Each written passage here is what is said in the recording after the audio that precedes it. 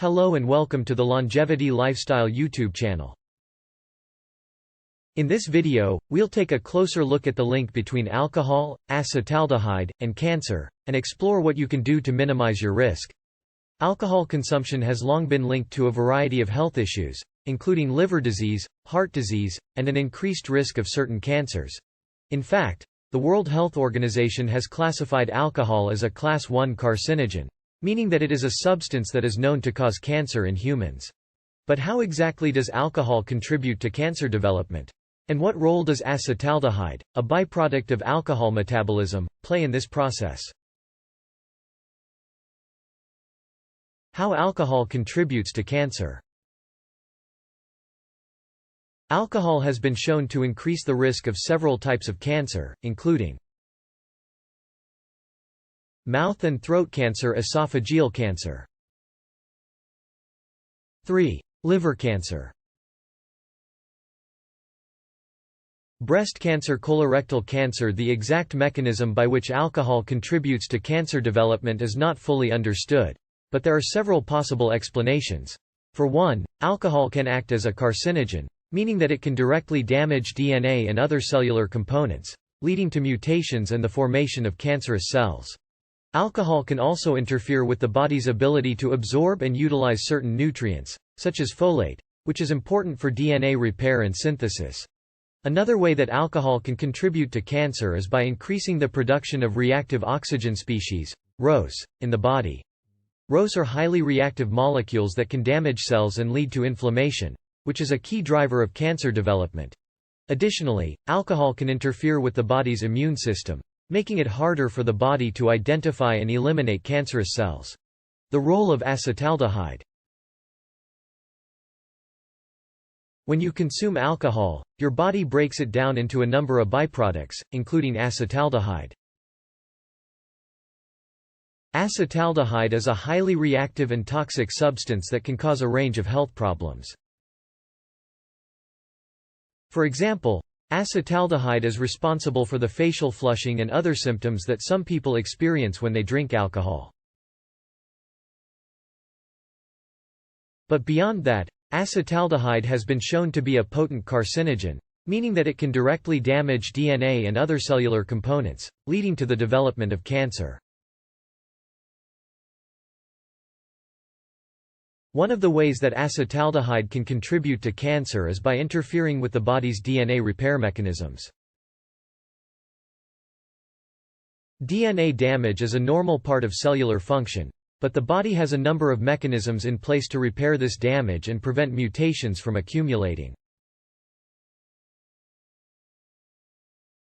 Acetaldehyde can interfere with these mechanisms, making it more likely that DNA damage will go unrepaired and mutations will accumulate. In addition to its effects on DNA repair, acetaldehyde can also increase the production of ROS in the body, leading to inflammation and other cellular damage that can contribute to cancer development.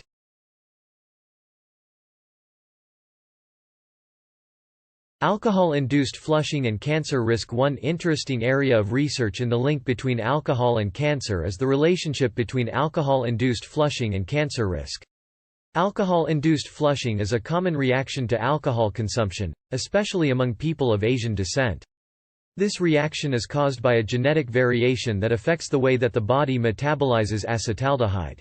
Studies have shown that people who experience alcohol-induced flushing have a higher risk of esophageal cancer and colon cancer than people who do not experience this reaction.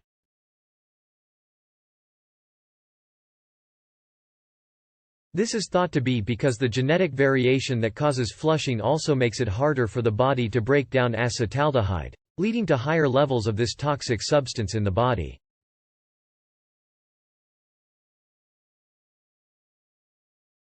Minimizing your risk. If you choose to drink alcohol, there are several things you can do to minimize your risk of cancer. Drink in moderation. The American Cancer Society recommends that women limit their alcohol intake to 1 drink per day, and men should limit their intake to 2 drinks per day. Drinking in moderation can help reduce your risk of developing cancer and other health problems associated with alcohol consumption. Choose your beverages wisely.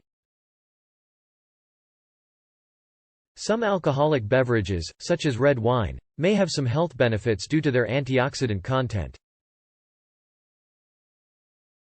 However, it's important to keep in mind that the risks associated with alcohol consumption may outweigh any potential benefits.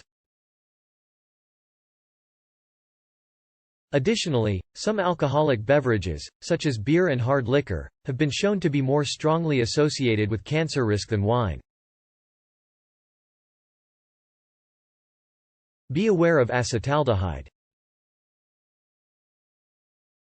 Because acetaldehyde is such a potent carcinogen, it's important to be mindful of how much alcohol you're consuming and how your body reacts to it. If you experience alcohol-induced flushing, for example, it may be a sign that your body is having a harder time metabolizing acetaldehyde. Additionally, if you have a family history of alcohol-related cancers or other health problems, you may be at a higher risk of developing these issues yourself. Maintain a healthy lifestyle.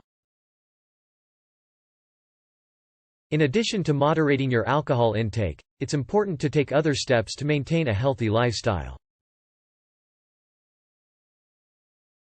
This includes eating a balanced diet, getting regular exercise, and avoiding other risk factors for cancer, such as smoking.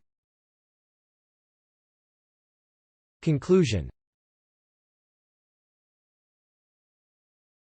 Alcohol consumption is a well-established risk factor for several types of cancer, and acetaldehyde, a byproduct of alcohol metabolism, is thought to play a significant role in this process. While the exact mechanism by which alcohol and acetaldehyde contribute to cancer development is not fully understood, there are several steps you can take to minimize your risk.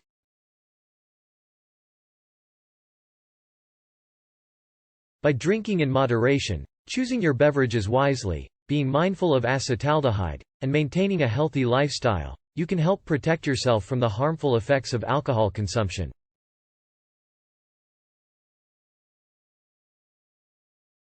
Thank you for watching, and we hope this video has been informative and helpful.